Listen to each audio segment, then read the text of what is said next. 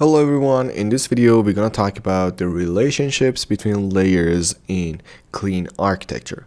So in the previous video we have created our folders and created our layers, and I explained to you what each layer does. Now we want to see how can a bunch of class libraries create a project for us. Well, first let me explain this to you. Clean architecture is a domain-centric architecture. What does that mean? It means that our domain is at the core of our application, or at the center of our application, and I'm going to put an image for you so you can see it, how it works. At the very center we do have the domain, and around the domain we have application.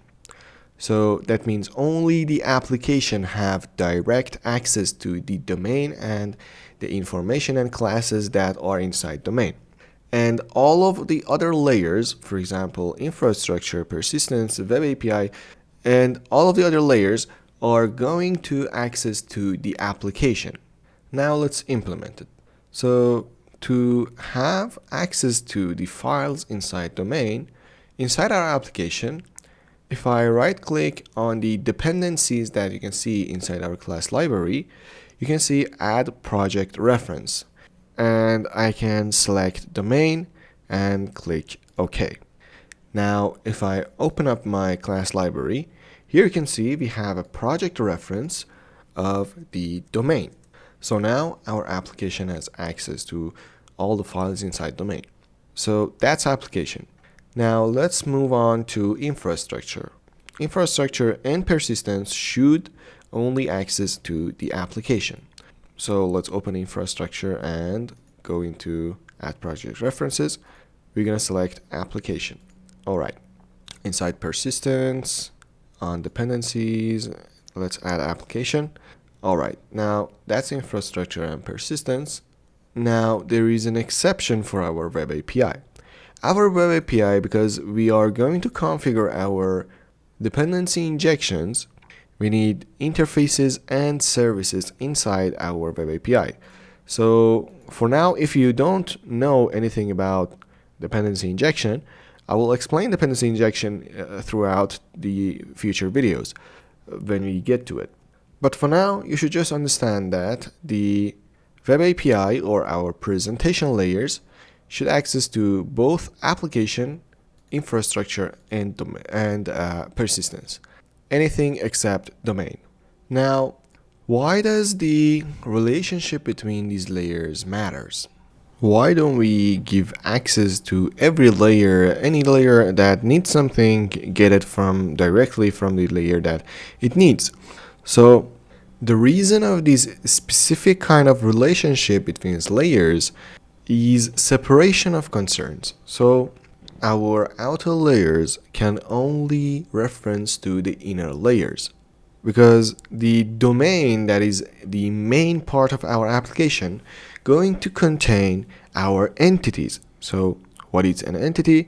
Let's assume we have a blog. A blog post will be an entity. A user is an entity. A category is an entity.